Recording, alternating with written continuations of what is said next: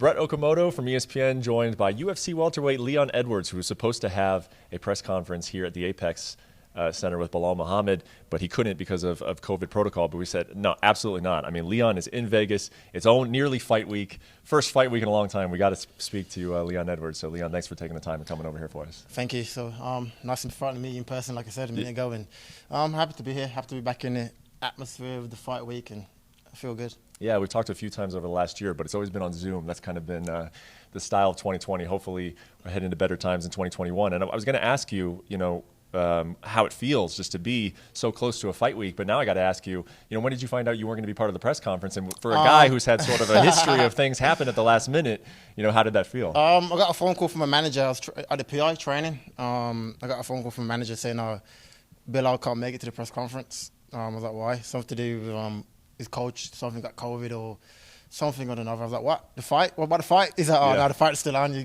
good to go. And I was like, okay, perfect. But yeah, like I said, it feel good to be back in atmosphere fight week, to see Izzy, good friend of mine, see him perform. And I feel good to be back, and I'm looking forward to going out there and performing again. Are you going to be able to catch any of the fights? Hopefully. I need to find Dana and ask him, can I go? And I know because of COVID, it might be like or something, exactly. Yeah. I might be able to get backstage and have a look and just feel the vibe before I go out there the week after and perform. So I'm looking forward to it. You seem at ease about the fight staying together with Belal, but I got to ask, as someone who has had, as I mentioned, kind of a laundry list of just unfortunate things happen over the last couple of years. Yeah. Do you feel supremely confident, though, that there shouldn't be an issue with the fight? Like I said, my career, last year and a half has been a lot of ups and downs, right? But I so far, yeah, no, nothing has changed.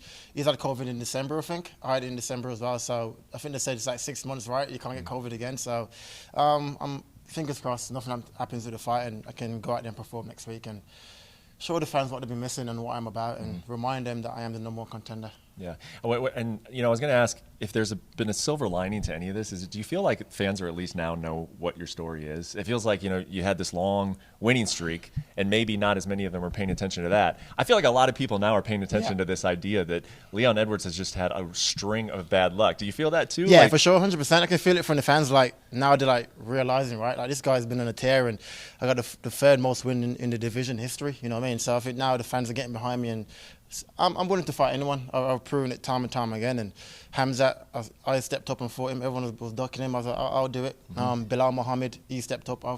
These guys are like number 15 unranked guys, you know what I mean? And I'm out here risking it all to prove to the world that I am #1.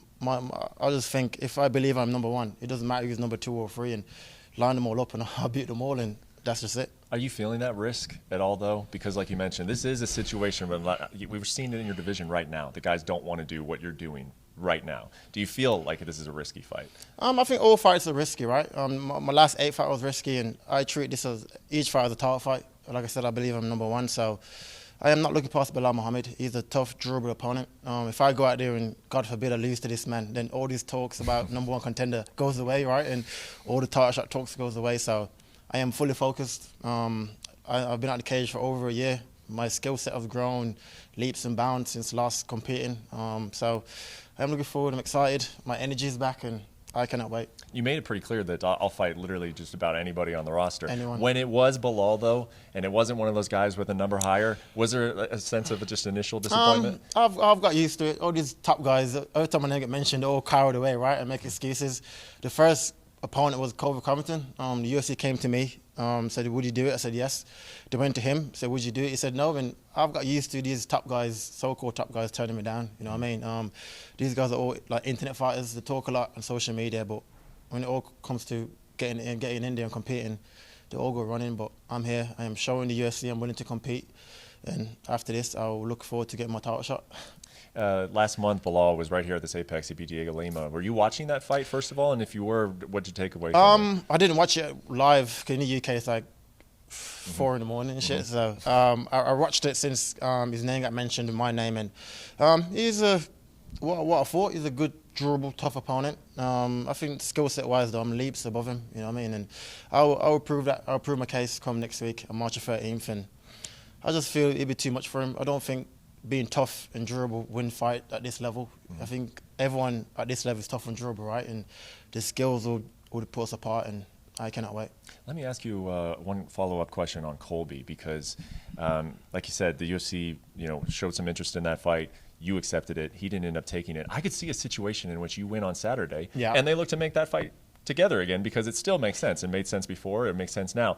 After knowing that you were willing to fight anybody on the roster, essentially, and then you go out and get a win on Saturday, on next week against a tough guy in Belal Muhammad, would you feel comfortable returning to that fight that he turned down? Let's see. I know they're talking about Masvidal and Usman doing it in June, September.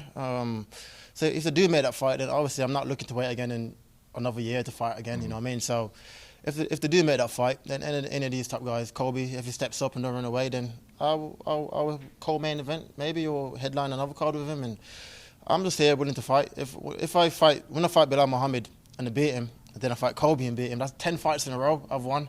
You know what I mean? So like I said, I believe I'm number one. You can do next, and sorry, and that's just it. I got to ask you how it affects you sometimes when you hear, because I've heard DC say it, and I interviewed Usman not too long ago, and he said it, and he said, Leon can't be asking for stuff because he's not active. He hasn't been fighting. We haven't seen him in 2 years. When you hear something like that, it's my fault, right? I was like, this is a whole world pandemic, and I've tried to compete. I've tried to fight these top guys, and it's not like win one, lost one. I'm begging for top guys. I've proved my case. I've lost 5, 6 years ago, rebuild myself on an 8-fight winning streak. This is not, I deserve this. You know what I mean? It's not really like a handout, and that's just it, really. I couldn't have helped it, the world pandemic, and that's just it. I'm here now, willing to fight, and that's it. Just a couple more. Where do you think you've made the biggest strides? You say you've been in camp a lot over the last 2 years, and we haven't seen you. When we do see you, what would be the most noticeable thing? I think my overall game and the understanding of the game, you know what I mean? And I've been in the gym for the last year and a half, just working on my technique, my grappling, my wrestling, my striking, you know what I mean? So I am looking forward. The guy that's fought in 2019 against RDA, he's a totally different guy now, you know what I mean? So I'm looking forward to going out there, feeling it, and showing the world what I'm good at and what I've improved on, and competing from there. Mentally and nerves-wise, how do you think you'll feel in the locker room and then walking out to the octagon, because you've been waiting to do it for a long time? I'm looking forward to the nerves. Like I said, mentally I've prepped myself for this moment. This is my 4th, 5th camp. I've prepped myself for coming back and performing, and all these naysayers and everyone that talk while I've been away. I've prepped my mental state for it, and I'm looking for. I'm like excited to go out and compete. You know what I mean? And as before, you kind of like cruise, right? Because like winning. I'm like, okay, this is getting easy. You know what I mean? It's like winning like a cruise control. But now, I've been away for so long. The game has changed, and I have changed, and I am looking forward to going out there and competing. Yeah, I know you're looking forward to it, and a lot of us are as well. A lot of people have been waiting for over a year to see Leon Edwards step back in the octagon. He'll do it against Belal Muhammad on March 13th here in Las Vegas. Thank you for the time, Leon. Thank you. Thank you for watching ESPN on YouTube. For live streaming sports and premium content, subscribe to ESPN+.